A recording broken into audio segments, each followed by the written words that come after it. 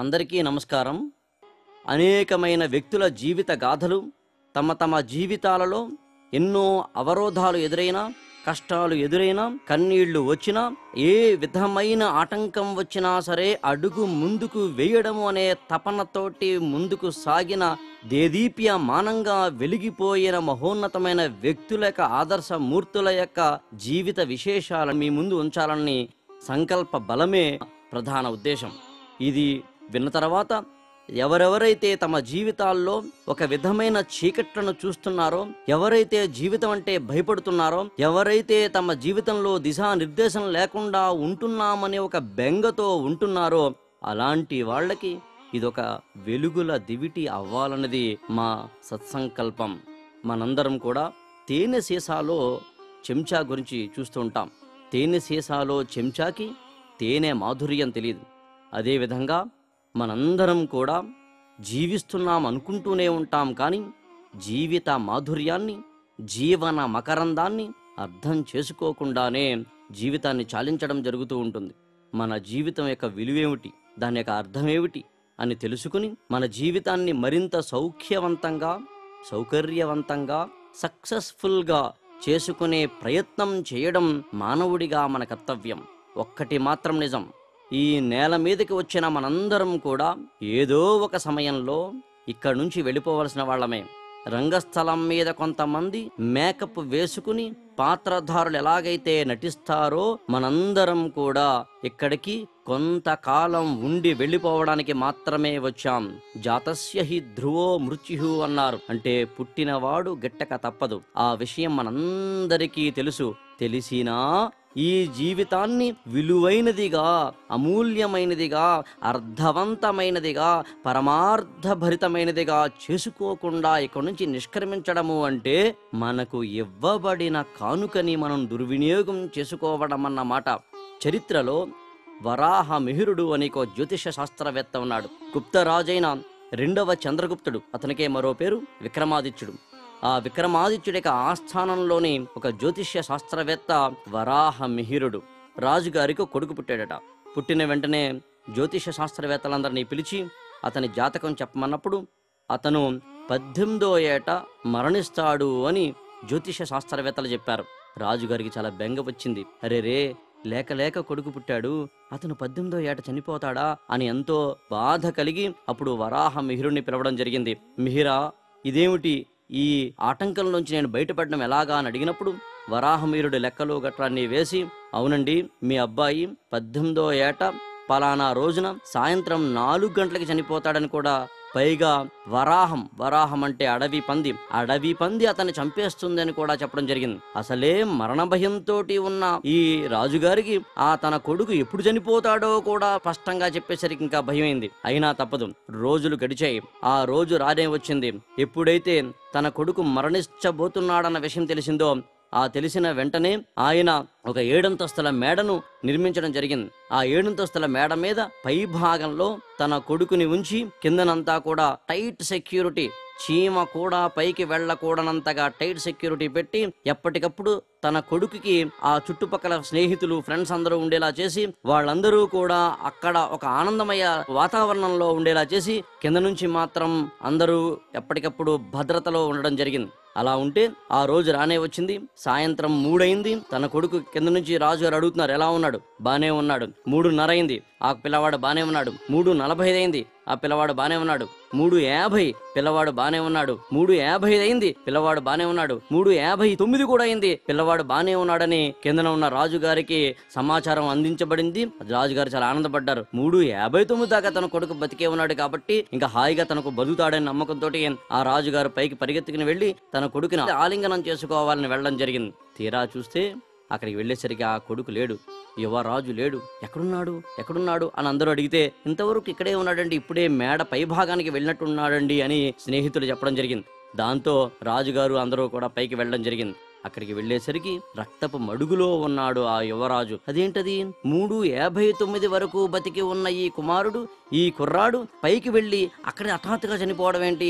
ఎలా జరిగింది? వరాహం ద్వారా మరణిస్తాడు అన్నప్పుడు వరాహం కాదు కదా, ఏ విధమైన చీమ కూడా పైకి వెళ్ళడానికి వీల్లేనంత కట్టుదిట్టమైన భద్రత ఏర్పాటు చేసినప్పటికీ కూడా ఏ కారణం చేత అతను చనిపోవడం జరిగింది?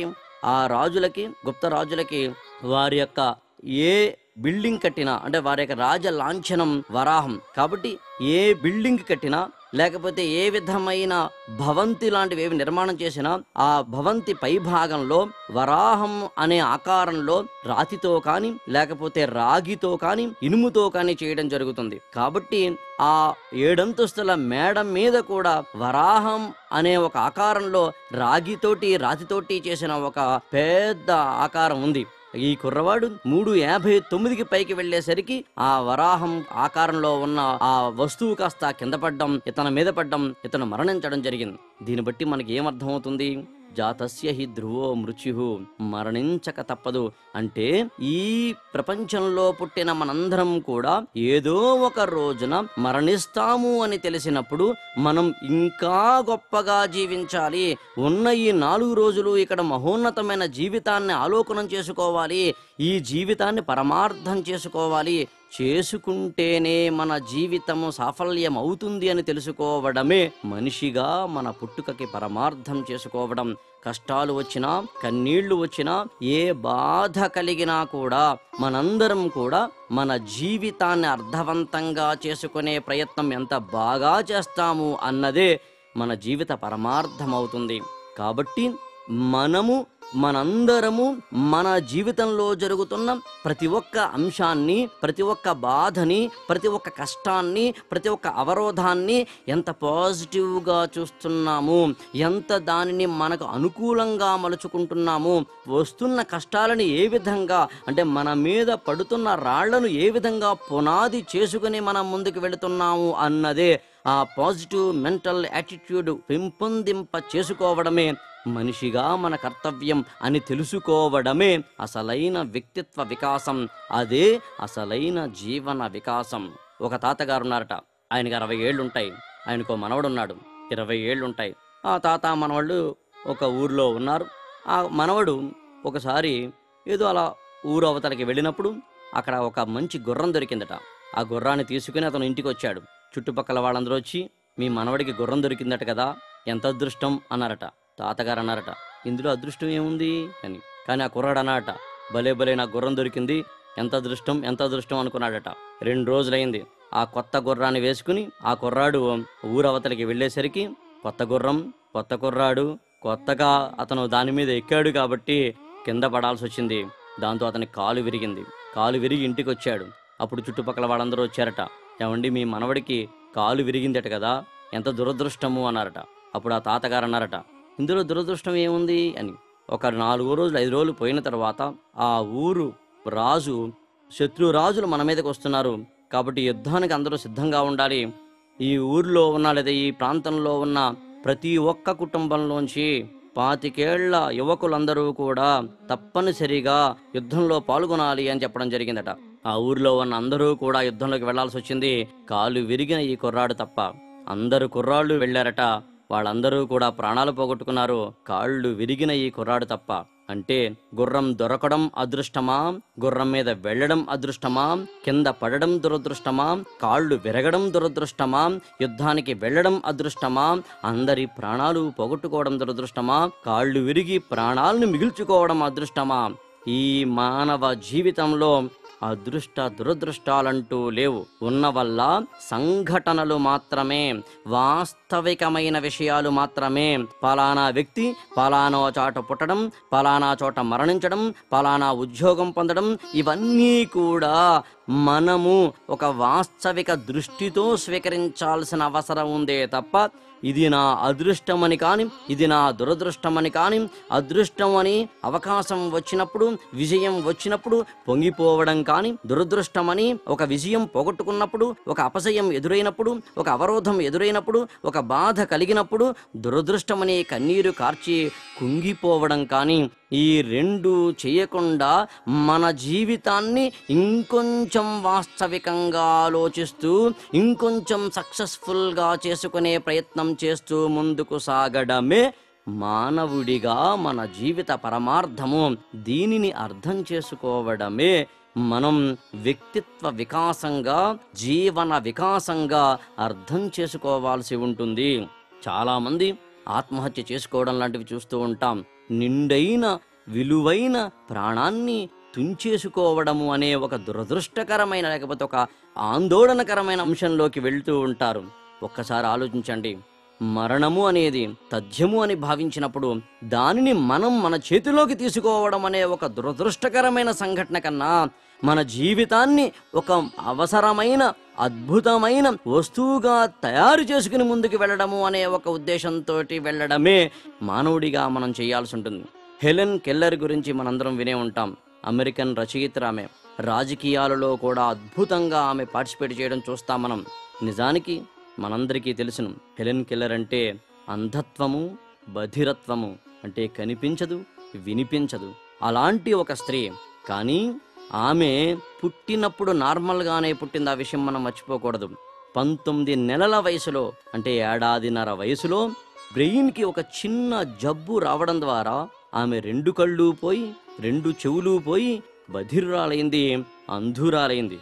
అయితేనేం ఆమె ప్రపంచంలోనే బ్యాచులర్ ఆఫ్ ఆర్ట్స్ డిగ్రీ పట్టా పొందిన తొలి అంధురాలిగా నిలిచింది. అంతేకాదు 22 తన ఆత్మకథ the story of my life రాసి అంధత్వం అంటే ఏమిటో, ఆ బాధ ఏమిటో, అందులోంచి ఎలా వెళ్ళాలో, కనిపించకపోయినా చర్మ చక్షువులతోటి, అంటే కళ్ళతో కనిపించకపోయినా మనోనేత్రంతో తాను ఎన్నెన్ని దృశ్యాలు దర్శించిందో చెబుతున్న ఆ ఆత్మకథ ఒక స్ఫూర్తిదాయకమైన కథగా నిలుస్తుంది. హెలెన్ కెల్లర్ మొన్ననే, అంటే 19వ శతాబ్దపు 20వ శతాబ్దపు మహిళగా కనిపించే ఆమె ఇవాళకి మహా అయితే ఒక 50 సంవత్సరాల ముందు వరకు బతికిన ఆమె ఏం చెబుతోంది మనకి? తన జీవితంలో కష్టం వచ్చినా, తన పాపం లేకుండా శాపం వచ్చినా ఎలా ఎదుర్కొంది, ఎలా నిలిచింది అని చెబుతున్న కథగా మన హెలెన్ కెల్లర్ని చూస్తాం. అంతేనా? మనందరికీ తెలుసు లూయి బ్రెయిలీ కథ. ఎవరైనా ఆయన 1852లో చనిపోవచ్చు కాక, కానీ ఇవాళ్టికి బతికున్నాడాయన. ఇవాళ్టికి బ్రెయిలీ లిపి ద్వారా వేల లక్షలాది మంది అంధుల కళ్ళల్లో కాంతిని నింపిన వ్యక్తిగా మనకి లూయి బ్రెయిలీ కనిపిస్తాడు. ఆయన మరణించి ఇవాళ్టికి బతికుండడం, ఆయన చనిపోయిన భౌతికంగా ఇవాళ బ్రెయిలీ లిపి లోపులో కనిపించడం, వేలాది మందికి ఉపకరించిన ఒక సాధనాన్ని అందించిన వ్యక్తిగా, సక్సెస్ఫుల్ పర్సన్గా చనిపోవడం, అదే జీవితానికి పరమార్థం ఏర్పరచుకోవడం. అంటే చనిపోతామని ఎలాగూ తెలిసినప్పుడు ధైర్యంగా ఉంటూ భయాలను పారద్రోలుకొని కష్టాలను ఎదుర్కొంటూ, కష్టాలను ఆహ్వానిస్తూ, సమస్యల్ని సంక్షోభాలని ఎదుర్కొంటూ మానవ జీవిత అవకాశాన్ని వినియోగించుకుంటూ ముందుకు వెళ్ళే ప్రయత్నం చేయడమే బతికున్నప్పుడు హాయిగా బతకడము, జీవించడము, మరణించిన తరువాత కూడా ఎలాగైతే బతుకుని సాధించుకోవచ్చో తెలుసుకోవడము అనేది లూయి బ్రెయిలీ కావచ్చు, హెలెన్ కెల్లర్ కావచ్చు, ఇలాంటి వాళ్ళ జీవితాల్లోంచి మనం తెలుసుకునే ఒక అద్భుతమైన ఒక సందేశంగా మనం చూడడం జరుగుతుంది. ఇవన్నీ ఎప్పుడో మనము పుట్టకముందు మనకు తెలియని ఏవో ప్రాంతాలలో జరిగిన కథలుగా మనకు అనిపించవచ్చు. వారికి ఏవో పరిస్థితులు తోడే ఉండవచ్చండి. ఆయా పరిస్థితులు తోడైనే కాబట్టి వాళ్ళందరూ అద్భుతంగా జీవితంలో సక్సెస్ఫుల్ పర్సన్స్గా నిలిచి ఉండవచ్చు. మా వల్ల ఎక్కడవుతుంది, మన జీవితాల్లో ఎక్కడవుతుంది అనిపించవచ్చు. ఒకటి మాత్రం నిజం, మనం మన జీవితాల్లో కూడా అలాంటి ఒక విధమైన పాజిటివ్ మెంటల్ యాటిట్యూడ్ తోటి మన జీవితాలను చూసే విధానంలో, యాటిట్యూడ్లో తెచ్చుకునే మార్పుతోటి మనం ముందుకు వెళ్ళవచ్చు. ఎలాగో తెలియాలంటే మయూరి సుధా అని మీరు వినే ఉంటారు. సుధా చంద్రన్, తమిళనాడుకు చెందిన సుధా చంద్రన్ కథ దాదాపు అందరికీ తెలిసినదే. ఆమె 1964లో పుట్టింది. ఆమెకు 16 వయసులో, అంటే 1981లో ఒక తిరుచి నుంచి మద్రాసు వస్తుంటే ఒక అమావాస్య పూట రాత్రి వేళ ఒక ఘోరమైన బస్సు ప్రమాదం జరగడం జరిగింది. దాంతో ఆమె కుడి కాలుని తీసేయడం జరిగింది. మీకు విషయం తెలిసినా, ఆమె అంటే మయూరి సుధ, ఆ సుధా చంద్రన్ ఒక్కగానొక్క కూతురు తల్లిదండ్రులకి. అంత మాత్రమే కాదు, ఆ తల్లిదండ్రుల కల ఏంటో తెలిసిన, తమ కూతురు గొప్ప నర్తకీమణి అవ్వాలని, గొప్ప క్లాసికల్ డాన్సర్ అవ్వాలని. అందుకని ఆమెకు 3 ఏళ్ల వయసు నుంచే భరతనాట్యము లాంటివి నేర్పడం జరిగింది. ఆమె 16 ఏళ్ల వయసు వచ్చేసరికి, మనందరికీ తెలుసును, 16 ఏళ్ల వయసు వచ్చేసరికి ఒక అమ్మాయి కానీ ఒక అబ్బాయి కానీ మధురమైన జీవితం ముందు ఉంది అని ఎంత అద్భుతంగా అనుకుంటామో తెలిసిన విషయమే. అలా కలలు కంటున్న ఆ సుధా చంద్రన్కి ఒక అమావాస్య రాత్రిపూట కాలు విరగడం మాత్రమే కాదు, పూర్తిగా కాలు తొలగించాల్సిన ఒక దుస్థితి ఏర్పడితే ఎంత కన్నీరు కార్చి ఉంటుందో, ఎంత ఆవేదన చెంది ఉంటుందో, ఎంత గుండె భారమై ఉంటుందో. అంత మాత్రమే కాదు, ఆ యాక్సిడెంట్లో తల్లిని కూడా పోగొట్టుకోవడము అనే ఒక దురదృష్టకరమైన వార్త వినడం. అయినా గమనించాల్సింది అది కాదు. దాదాపు 2 ఏళ్ల పాటు మంచం మీద ఉన్న, ఆ 2 ఏళ్ల పాటు ఆమె తన యొక్క మనో నిబ్బరాన్ని పోగొట్టుకోకుండా, గుండె ధైర్యాన్ని కోల్పోకుండా జైపూర్ ఫుట్ని తీసుకుని తన కుడి కాలుకి అణుచుకుని, కుడి కాలుకి అమర్చుకుని, అక్కడి నుంచి ఆమె మళ్ళీ తిరిగి భరతనాట్య ప్రదర్శనలు ఇవ్వాలి అనేందుకు ప్రాక్టీస్ చేయడం, తిరిగి ఇవ్వడం, ఆ తర్వాత అనేక వందల పెర్ఫార్మెన్స్ ఇవ్వడం మాత్రమే కాకుండా వేలాది లక్షలాది మంది యొక్క చప్పట్ల మోత మధ్యలో ఆమె ఒక అత్యున్నతమైన స్థితికి వెళ్ళడం జరిగింది. ఇదంతా ఎక్కడ జరుగుతోంది? దేనివల్ల కలుగుతోంది?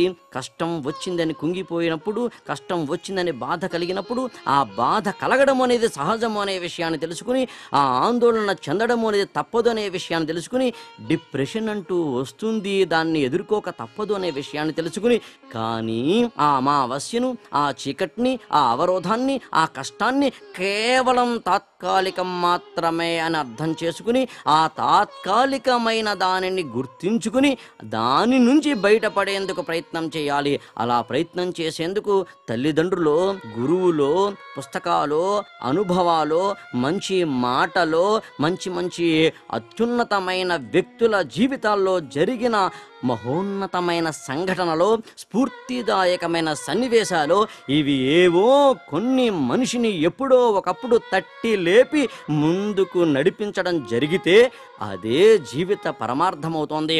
అలా చేసుకునే ప్రయత్నం చేయడమే మానవుడిగా మనం ముందుకు వెళ్లేందుకు కావలసిన వాతావరణాన్ని ఏర్పరచుకోవడము అని అంటున్నాం. బాలగంగాధర్ తిలక్ అద్భుతమైన ఒక కవిత చెప్తారు. దారంతా గోతులు, ఇల్లేమో దూరం, చేతిలో దీపం లేదు, ధైర్యమే ఒక కవచం అంటారాయన. కాబట్టి ధైర్యాన్ని ఒక కవచంగా స్వీకరించి ముందుకు వెళ్లాల్సిన బాధ్యత ఉంది. మనందరికీ తెలుసును, ఈ ప్రపంచంలో ఏ కష్టమూ లేని వాళ్ళు ఒక్కరంటే ఒకరున్నారేమో చూపించండి, దొరకరు. ఏ నష్టమూ రానివారు ఒక్కరంటే ఒకరున్నారేమో చూపించండి, కనిపించరు. కాబట్టి కష్టం లేనివారు, నష్టం లేనివారు, బాధ లేనివారు ఎవ్వరూ ఉండరు. అది సహజము. రాత్రి పగలు ఎంత సహజమో, శిశిరము వసంతము ప్రకృతికి ఎంత సహజమో, మానవుడికి కూడా కష్టము సుఖము రెండు అంతే సహజము అనే విషయాన్ని అర్థం చేసుకుంటే మనం మన జీవితంలో మనకు ఎదురైన ప్రతికూల అంశాలన్నింటినీ కూడా సానుకూలమైన అంశాలుగా తీర్చిదిద్దుకునే ఒక ప్రయత్నం చేస్తాం. ఎవరెస్ట్ శిఖరం ఎంత ఎత్తులో ఉందో మనందరికీ తెలుసును. అన్నీ ఆరోగ్యంగా ఉన్నవాళ్లే, అన్ని అవయవాలు ఉన్నవాళ్లే అంత ఎత్తులోకి వెళ్ళడం అనేది మామూలు విషయం కాదు. కానీ టామ్ విటాకర్ అనే ఒక ఆంగ్లేయుడు ఎవరెస్ట్ శిఖరాన్ని అధిరోహించిన తొలి డిజేబుల్డ్గా, తొలి అంగవైకల్యం కలిగిన వ్యక్తిగా మనకు కనిపిస్తాడు. ఆయన ఎడమ కాలుకి 1979లో ఒక యాక్సిడెంట్లో, ప్రమాదంలో అతని కాలునే మొత్తం తీసేసిన పరిస్థితి ఏర్పడింది. అయినా చెక్కు చెదరలేని ధైర్యంతో, ఆత్మవిశ్వాసంతో దాదాపు 16 సంవత్సరాలు కష్టపడి ఎలాగైనా నేను ఎవరెస్ట్ శిఖరాన్ని అధిరోహించాలి అనే తీవ్ర తపనతోటి, లేకపోయినా కాలు, కృత్రిమ కాలుని అమర్చుకుని ఏదో విధంగా వెళ్లాలనే ప్రయత్నంలో ఒకసారి కాదు, 2 సార్లు కాదు, 3 సార్లు కష్టపడితే 1998 నాటికి 50 ఏళ్ల వయసులో టామ్ విటాకర్ అనే అతను ఎవరెస్ట్ శిఖరాన్ని అధిరోహించి ఆ ఉత్తున్నత శిఖరం మీద తన యొక్క జెండాని పాతి తన యొక్క సక్సెస్ యొక్క ఉద్దేశం ఏంటో చెప్పడం జరిగింది. మానవాళి ధైర్యంతో ముందుకు వెళితే, సక్సెస్ఫుల్ పర్సన్గా ముందుకు వెళ్ళే ప్రయత్నం చేస్తే, ఎంతటి వ్యక్తి అయినా సరే, ఎలాంటి అంశాలు మనకి కష్టం కలిగించేవైనా సరే మనం ముందుకు వెళ్ళగలం అని చెప్పే స్ఫూర్తిదాయకమైన కథలు ఇలా ఒకటా రెండా అనేకం మనం చూస్తాం. ఇంతవరకు మనం చెప్పుకున్న చాలామంది కథల్లో తాము తమ జీవితంలో వచ్చిన కష్టాలను ఎదుర్కోవడము లాంటివి మాత్రమే చూసాం. కానీ అంతకన్నా ఎక్కువగా మరికొంతమంది తమకు ఏ విధమైన బాధ కలిగిందో ఆ బాధ కలిగిన ఇతరులు ఎవరికీ కూడా ఆ ఆవేదన ఉండకూడదు అని శాశ్వతంగా ప్రయత్నించిన వాళ్ళు కూడా ఉన్నారు. ఒక లూయి బ్రెయిలీ లాంటి వాళ్ళు ఇందాక మనం ఉదాహరణగా చెప్పుకున్నాం. అలాంటి వ్యక్తే మరొకరున్నారు. ఇవాళ ఉత్తరప్రదేశ్లో చిత్రకూట్ ప్రాంతంలో తులసీ పీఠాధిపతి జగద్గురు రామానందాచార్య స్వామి రామభద్రాచార్య. ఆయన ఉత్తరప్రదేశ్లో జన్మించడం జరిగింది. విచిత్రం ఏమిటంటే 6 నెలల వయసులో ఆయనకి 2 కళ్ళు పోయాయి. 2 కళ్ళు పోయాయని బాధపడలేదు ఆయన. 2 కళ్ళు లేకపోయినా, జీవితాన్ని చూడలేకపోయినా, చుట్టూ ఉన్న ప్రకృతిని పరిశీలించే అదృష్టం లేకపోయినా దాన్ని దురదృష్టంగా ఆయన భావించకుండా వేదాలు, ఉపనిషత్తులు, పురాణాలు ఇలాంటివి ఎన్ని చదవాలో అన్నీ చదివారు. పాణిని అష్టాధ్యాయికి సంస్కృతంలో ఆయనే స్వయంగా ఇంకొక వ్యాఖ్యానం రాసే ప్రయత్నం చేశారు. అంత మాత్రమే కాదు, తన జీవితంలో ఎదుగుతూ పైకి ఎగురుతూ ఆయన చేసిన మహోన్నతమైన కార్యం ఏమిటంటే, అంధ విద్యార్థులు కానీ, అంగవైకల్యంతో బాధపడుతున్న వారికి కానీ విద్యను అందించాలనే ఉద్దేశంతో చిత్రకూట్లో ఆయన హ్యాండిక్యాప్డ్ యూనివర్సిటీ, అంటే కేవలం డిజబుల్డ్ పర్సనాలిటీస్ కోసం ప్రత్యేకంగా తయారు చేసిన విశ్వవిద్యాలయం, ఆయనే రూపొందించిన విశ్వవిద్యాలయం, ఆయనే కలలు కని దానిని సార్థక్యం చేసుకున్న విశ్వవిద్యాలయం. ఇవాళ వేలాది మంది అక్కడ అంగవైకల్యంతో, అంధత్వంతో బాధపడుతున్న వారందరూ కూడా విద్య నేర్చుకుంటున్నారు, ఉన్నత పదాల్లోకి చేరుతున్నారు. చూశారా, తన కళ్ళకు వెలుగు లేదని బాధపడుతూ కూర్చోవడం కాకుండా తనకు కలిగిన ఆవేదనకు, తనకు కలిగిన కష్టానికి, తనకు కలిగిన దురదృష్టానికి భగవంతుణ్ణో, కర్మ సిద్ధాంతాన్నో, మరొకరినో ఆయన తిడుతూ, లేకపోతే ఎంతే అని నిరాశామయ జీవితంలో ఉండిపోతూ కుంగిపోతూ ఉండడం కాకుండా, తన చుట్టూ ఉన్న చీకటిని తిట్టుకుంటూ కూర్చోవడం కాకుండా ప్రయత్నించి ఒక చిన్న దీపాన్ని వెలిగించే సత్సంకల్పంతో సాగడం ఉంది చూసారా, దానినే జీవిత పరమార్థం అంటున్నా మనం. ఆయన ఒక ఉపన్యాసం ఇస్తే గంటకు 70,000 రూపాయలకు పైబడి పారితోషికం తీసుకోవడం జరుగుతుంది. అందులో దాదాపు 60,000 రూపాయలని కేవలం ఆ యూనివర్సిటీకి ఆయన డొనేట్ చేయడం జరుగుతుంది. అంత మాత్రమే కాదు, ఆయనే స్వయంగా అక్కడ ఒక అత్యున్నతమైన బిల్డింగ్లనండి, అక్కడ ఉన్న అనేకమైన లైబ్రరీలనండి నిర్మించింది కూడా ఆయనే. అంటే అక్కడ ఉన్న ఆ చిత్రకూట్లోని వికలాంగ విశ్వవిద్యాలయంలోని ప్రతి ఇటుక, ప్రతి ఇసుక రేణువు ఆ స్వామీజీలో ఉన్న ఆత్మవిశ్వాసానికి, దృఢ సంకల్పానికి నిదర్శనం. ఇలాంటి కథల్ని మనం అర్థం చేసుకుంటే, ఇలాంటి జీవిత గాథల్ని మనం తెలుసుకుంటే, మనము మన జీవితాన్ని మరింత మనం వెలుగుతూ ఇతరులకు వెలుగునిస్తూ, మనం నడుస్తూ ఇతరులను నడిపిస్తూ, మనం ఎగురుతూ ఇతరులను ఎగరేసుకుంటూ వెళుతూ, మనం ఎదుగుతూ ఇతరులు ఎదిగేలా చేసే ఒక మహత్ కార్యానికి, మహోయజ్ఞానికి మనం సమిధలం కాగలం. అసలు యజ్ఞకర్తలమే కాగలం. పురాణాల్లో మనకి, భారతంలో కానీ ఇతరత్రా ఏ ఎందులోనైనా కానీ ఉన్న అనేక కథలు ఇవాళ మన జీవితం మరింత సౌఖ్యవంతంగా చేసుకునేందుకు ఉపకరించేవే అని గమనించాల్సి ఉంటుంది. మనం కర్ణుడి కథే తీసుకుందాం. నిజానికి ఎవరయ్యా కర్ణుడు? మహాభారతంలో కర్ణుడి కథ మనకి తెలుసును. కర్ణుడి కథను ఎందుకు సృష్టించాడు వ్యాసమహాముని? ఒక జీవిత సత్యాన్ని చెప్పడానికి సృష్టించాడు. కర్ణుడు మొట్టమొదటిసారిగా ఒక ఆయుధాలను సంపాదించుకోవడానికి భార్గవ రాముడి దగ్గరికి వెళ్ళడం జరిగింది. భార్గవ రాముడు కర్ణుడికి అనేకమైన ఆయుధాలను, వాటి రహస్యాలను చెప్పాడు. కానీ చివరి క్షణంలో కర్ణుడి యొక్క జీవిత రహస్యం తెలిసి, జనన రహస్యం తెలిసి అతనికి ఇవ్వబడిన ఆ ఆయుధాలన్నీ నిర్వీర్యమైపోతాయని శపించాడు భార్గవరాముడు. అరే, ఆయుధాలన్నీ సమకూర్చుకున్న వ్యక్తి అవన్నీ నిర్వీర్యమైపోయాయని తెలిసినేసరికి ఎంత బాధపడాలో అంతులేదు. పంట చేతికి వచ్చే సమయంలో ఏ వరదలో గాలివానలో వచ్చి మొత్తం పంటంతా నాశనమైపోతే ఒక రైతు ఎంత కల్లోలపడిపోతాడో, కర్ణుడి మనసు కూడా అలాగే వికలం అయిపోయింది. సరే, ఇంకొంచెం ముందుకు వెళ్ళాడు. అనుకోకుండా ఒక బాణం వేస్తే ఒక గోవు మరణిస్తే ఆ గోవు ద్వారా జీవనోపాధి పొందుతున్న ఒక మునివర్యుడు కర్ణుడికి శాపం ఇవ్వడం జరిగింది. నాకు ఎలాగైతే దిక్కు లేని వాడిని చేశావో నన్ను నువ్వు కూడా రేపొద్దున యుద్ధంలో, కురుక్షేత్ర సంగ్రామంలో, యుద్ధ రంగంలో నీకు కూడా దిక్కులేని చావు వస్తుంది అని శపించడం జరిగింది. అంత మాత్రమే కాదు, ఇంకొంచెం ముందుకు వెళ్ళేసరికి ఒక బాలిక తన నెత్తి మీద నూనె కుండను తీసుకువెళ్తున్నప్పుడు అనుకోకుండా ఆమెకు తగలడంతో ఆ నూనె కుండ కింద జారి పడడము, పగలడము, ఆ నూనెంతా నేల మీద ఒలకడము జరిగింది. అప్పుడు కర్ణుడు ఆ ఇసుకను పిండి ఆ నేలలోంచి ఆ ఒలికిన నూనెని తీసుకుని మళ్ళీ తిరిగి ఆమెకి ఇవ్వడం జరిగింది. కానీ భూదేవికి ఆగ్రహం కలిగింది. నా గుండెల్ని పిండి చేశావు కాబట్టి రేపన్న రోజున నువ్వు కురుక్షేత్ర సంగ్రామంలోకి వెళ్ళినప్పుడు ఆ నేల కూడా కుంగి నీ రథం కింద పడిపోతుంది అని చెప్పడం జరిగింది. చూశారా, శాపం మీద శాపం, కష్టం మీద కష్టం, బాధ మీద బాధ. ఇదంతా ఒక ఎత్తు అయినా అడుగు ముందుకు వేస్తున్నాడు కర్ణుడు. యుద్ధం 2 రోజుల్లో ఉంది అనగా సాక్షాత్తు ఇంద్రుడే వచ్చి కవచ కుండలాలు అడగడము, కర్ణుడు తన కవచ కుండలాలు ఇవ్వడము జరిగింది. కవచ కుండలాలు ఇచ్చేస్తే కర్ణుడి యొక్క ప్రాణ రహస్యమే పోయినట్లెక్క. అంటే యుద్ధంలోకి వెళ్ళినా, ఆ యుద్ధంలో ముందుకు వెళుతున్నా, ఆ యుద్ధ రంగంలో ఎంత అడుగు ముందుకు వేస్తున్నా తనకు అప్పటికే శాపాలు ఉన్నాయని తెలుసు, అప్పటికే బాధలు ఉన్నాయని తెలుసు.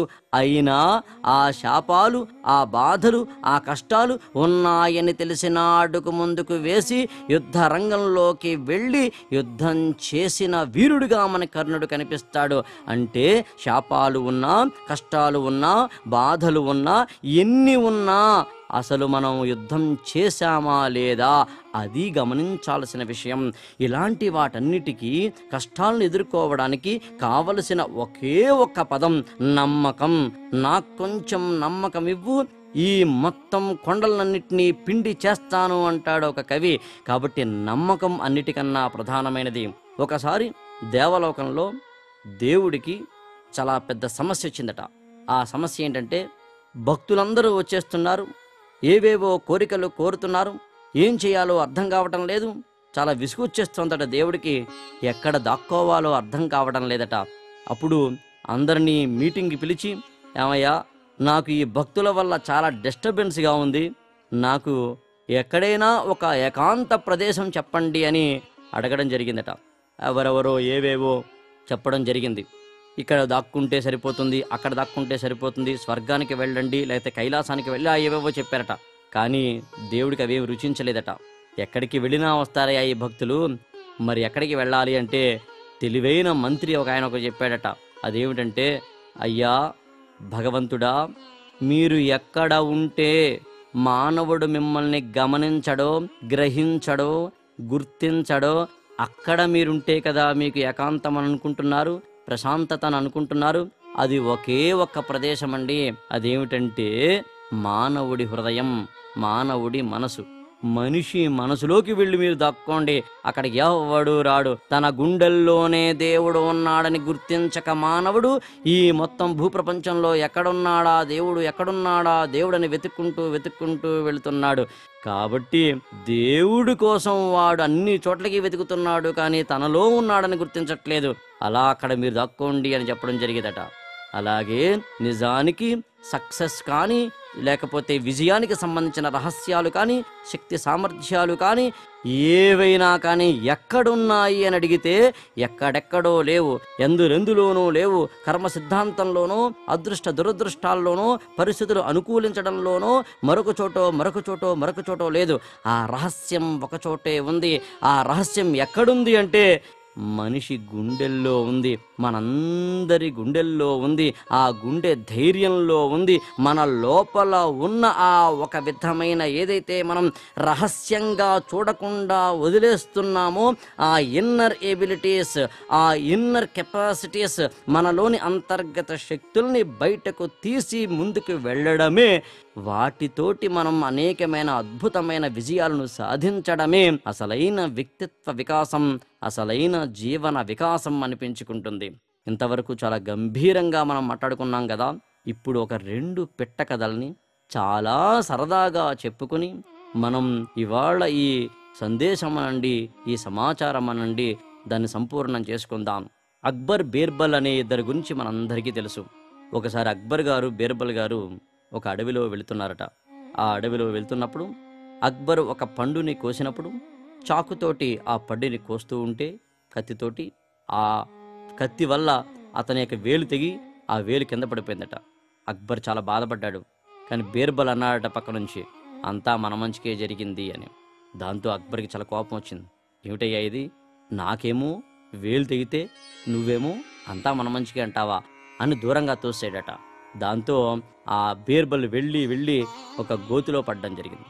ఆ గోతిలో పడిన తర్వాత అప్పుడు, ఏమయ్యా నువ్వు గోతిలో పడ్డావు కదా, ఇది నీ మంచికేనా అన్నాడట అక్బర్. అప్పుడు బీర్బల్ అన్నాడట, అవునయ్యా అంతా మన మంచికే అని. దాంతో అక్బర్కి చాలా కోపం వచ్చింది. ఆయన అలా గోతిలోనే వదిలేసి వెళ్ళిపోయాడు. కొంచెం దూరం వెళ్ళేసరికి కొంతమంది గిరిజనులు తమ యొక్క దేవతకి జాతర చేసుకుంటూ నరబలి ఇవ్వాలి అనే ఉద్దేశంతో వెతుకుతూ ఉంటే అక్బర్ కనిపించారట. వాడికి అక్బర్ ఎవరో తెలియదు. అతను కూడా ఒక మనిషిని మాత్రమే అనుకున్నారు. వాళ్ళు తీసుకెళ్లారు. నరబలి చేయడానికి కావలసిన సరంజామా అంతా చేసుకున్నారు. తీరా చూస్తే అక్బర్ చక్రవర్తికి ఒక వేలు లేకపోవడంతో, అరెరే దేవతకి మనం సంపూర్ణమైన నైవేద్యం ఇవ్వాలి, కానీ ఇలా ఒక అంగవైకల్యం లేకపోతే ఒక చిన్న అవరోధం ఉన్న వాళ్ళని ఇవ్వకూడదు అనే ఉద్దేశంతో ఆగిపోవడం జరిగిందట. దాంతో అక్బర్ చక్రవర్తిని వాళ్ళు, అయ్యా మీ వేలు లేదు కాబట్టి మిమ్మల్ని వదిలేస్తున్నాం, వెళ్ళిపోండి అన్నారు. దాంతో పరిగెత్తుకుంటూ అక్బర్ చక్రవర్తి వచ్చి బీర్బల్ దగ్గరికి వచ్చి, ఏమయ్యా ఎంత మంచి పని జరిగింది, అంతా మన మంచికి అంటే ఏంటో నాకు అర్థమైంది. నా వేలు తెగిపోయింది కాబట్టి నాకు ఇవాళ పీక తెక్కకుండా ఉంది, లేకపోతే నన్ను ఇవాళ వాళ్ళు నరబలిచ్చేసి ఉండేవారు అని గోతిలో ఉన్న అతన్ని పైకి తీసి బీర్బల్ తోటి మాట్లాడడం జరిగింది. అప్పుడు బీర్బల్ని ఇంకో ప్రశ్న అడిగాడట అక్బర్, ఏమయ్యా నా వేలు తెగింది అంతా మన మంచికే అన్నావు, నువ్వు గోతిలో పడ్డావు, మరి నువ్వు అంతా మన మంచికే అన్నావు, నీకేం జరిగిందయ్యా మంచి అని. ఇదేంటి సార్ ఇలా అడుగుతారు నన్ను, మనిద్దరం కలిసి వెళ్ళుంటే, అంటే మీరు నన్ను గోతిలో తోయకుండా ఉండుంటే, మనిద్దరం కలిసి వెళ్ళుంటే అప్పుడు మీకు వేలు తెగింది కాబట్టి మిమ్మల్ని వదిలేసి సంపూర్ణ ఆరోగ్యవంతుడైన నన్ను తీసుకెళ్ళి మొత్తం నా పేకనే తెగ్గోసుండేవారండి, నేను చచ్చిపోయి ఉండేవాడిని. కాబట్టి గోతిలో పడ్డం నాకు మంచిదైంది, వేలు తెగడం మీకు మంచిదైంది. జీవితంలో ఏ సంఘటన జరిగినా అంతా మన మంచికి అనుకోవడమే మానవ జీవిత సార్థక్యంగా తీసుకుని, అంత మాత్రాన దాని అర్థం అంతా మన మంచికి అని మెట్ట వేదాంతో బతకమని కాదు, అంతా మన మంచికి అని ఏ పని చేయకుండా ఉండమని కాదు, అంతా మన మంచికి అని కేవలం మన చేతిలో ఏమీ లేదు అని నిరాశతో కుంగిపోవడం అని చెప్పడం ఇక్కడ మన ఉద్దేశం కాదు. మరి ఏమిటి అంటే, మన జీవితాలలో జరుగుతున్న ప్రతి సంఘటనకి మనం ఎలా స్పందిస్తున్నాము అనేది చెప్పడమే ఇక్కడ ఉద్దేశం అవుతుంది తప్ప మరొకటి ఏమీ కాదు. అదేవిధంగా మరొక చిన్న కథ. ఒక రాజ్యంలో రాజుగారు ఉన్నారు. ఆ రాజుగారు ఒక అతనికి మరణశిక్ష విధించడం జరిగింది. మరణశిక్ష విధించడంతో అతనికి మామూలుగా ఎవరికైనా ఏడుపు వస్తుంది, అతను మాత్రం గట్టిగా నవ్వడం మొదలుపెట్టాడట. రాజుగారు ఆశ్చర్యపోయారు. ఏమయ్యా ఎందుకు నవ్వుతున్నావు? ఏం చెప్పమంటారండి, నాకేమో మీరు మరణశిక్ష విధించారు, అది కూడా రేపే వేస్తుంటానంటున్నారు. రేపు నేను ఎలాగూ చనిపోతాను, అభ్యంతరం లేదు, బాధ కూడా లేదు, ఆవేదన అసలే లేదు. కానీ ఒక ఎగిరే గుర్రం ఉందండి, ఆ గుర్రాన్ని మీకు చూపించాలనుకున్నాను నేను, కానీ ఆ గుర్రాన్ని మీకు చూపించలేకపోతున్నానే అనే బాధ తప్ప మరొకటేం లేదండి అని. రాజుగారి సందేహం వచ్చిందట. అరేరే ఎగిరే గుర్రమా, అది ఎలా ఉంటుంది, చూడాలి అనిపించిందట. దాంతో అతని యొక్క మరణశిక్షని ఒక 10 రోజులు పోస్ట్ పోన్ చేయడం జరిగింది. అయిపోయింది. ఆ ఖైదీ హాయిగా జైల్లో ఉండి చక్కగా ఉదయము మధ్యాహ్నము సాయంత్రం భోజనం చేస్తున్నాడు. ఎగిరే గుర్రం గురించి ఆలోచించడం లేదు. అతని పని అతను చేసుకుంటూ వెళ్తున్నాడు. చుట్టుపక్కల ఉన్న ఖైదీలందరూ అడిగారట, ఏమయ్యా 10 రోజుల కిందట నువ్వేమో ఎగిరే గుర్రం నా రాజుగారికి చూపిస్తావని ఇక్కడ దాకా వచ్చావు. నువ్వు మరణశిక్ష నేను పోస్ట్ పోన్ చేయించుకుని ఆనందపడుతున్నావు. ఇంతవరకు అసలు ఎగిరే గుర్రాన్ని చూపించే ప్రయత్నమే నువ్వు చేయలేదు. అసలు ఉందా లేదా ఏమిటయ్యా నీ ఉద్దేశం అంటే, ఎవడు చెప్పాడయ్యా ఎగిరే గుర్రం ఉందని? లేదు కదా అన్నాడట. అదేంటయ్యా మరి ఎగిరే గుర్రం లేదంటున్నావు, రేపే నీకు మరణశిక్ష, నువ్వు అసలు మరణశిక్షను ఎందుకు పోస్ట్ పోన్ చేయించుకున్నట్టు, ఎందుకు ఈ అబద్ధం ఆడినట్టు, దానివల్ల నీకు ప్రయోజనం ఏమిటి అని. అప్పుడు అన్నాడట అతను, ఇందులో ప్రయోజనం ఏమీ లేదయ్యా, కానీ ఒకటి మాత్రం నిజం, నేను పోస్ట్ పోన్ చేశాను కదా ఒక 10 రోజుల పాటు. ఏమో ఈ 10 రోజుల్లో ఏదైనా జరగవచ్చు, ఏ మిరకిల్లైనా జరగవచ్చు. ఏమో ఆ రాజుగారు మరణించి మనందరినీ వదిలిపెట్టవచ్చు, రాజుగారు మనసు మార్చుకుని మనందరినీ వదిలిపెట్టవచ్చు, రాజుగారిని చంపి వాళ్ళ అబ్బాయి రాజు అయ్యి మనందరినీ వదిలిపెట్టవచ్చు, పరరాజులు మన మీదకు దాడి చేసి యుద్ధ ఖైదీలుగా మనందరినీ వదిలిపెట్టవచ్చు. లేకపోతే ఏదైనా గుర్రాన్ని మనం చూపిస్తే అదుగో ఆ గుర్రం ఎగురుతుంది అని వేలెత్తి చూపించిన వెంటనే ఏమో ఆ గుర్రం ఎగరైనా ఎగరవచ్చు. కాబట్టి జీవితంలో ఏదైనా జరగవచ్చు. మరణశిక్ష వచ్చిందని బాధపడ్డం కన్నా రేపటిని అందంగా చూస్తూ ఆశావాద దృక్పథంతో చూస్తూ రేపు ఎప్పుడు మంచే జరుగుతుంది అనే ఒక విధమైన పాజిటివ్ యాటిట్యూడ్తో చూస్తూ ముందుకు వెళ్ళడమే ఏమో గుర్రం ఎగరావచ్చు అనే కథలో ఉన్న సూక్తి. దీని అర్థం ప్రయత్నించకూడదని కాదు, ప్రయత్నించాల్సిన అవసరం లేదని కాదు, ప్రయత్నించకపోయినా అన్నీ వస్తాయని కాదు, ప్రయత్నంతో పని లేదని కాదు. మరి ఏమిటి?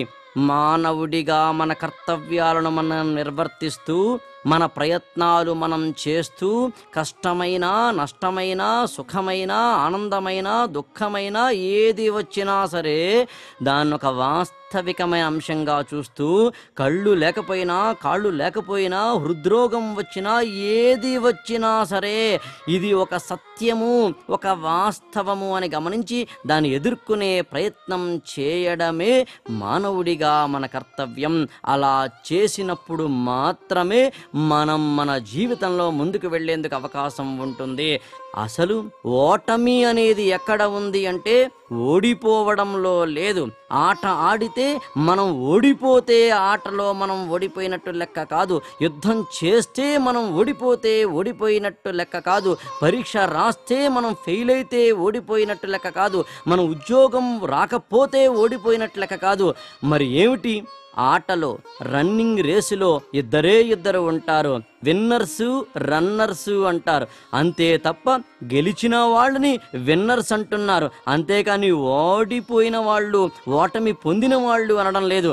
రన్నర్స్ అంటే పరుగు పెడుతున్న వాళ్ళు అంటున్నారు. అంటే ఆట ఆడడమే అసలైనది, ఆట ఆడడమే విజయం, ఆట ఆడడమే గొప్పతనం. గెలుపు ఓటములు అనే వాటి గురించి కాదు, గెలుపోటములు తర్వాత సంగతి. అసలు ఆడుతున్నామా లేదా అన్నదే ముఖ్యం, ప్రయత్నిస్తున్నామా లేదా అన్నదే ముఖ్యం.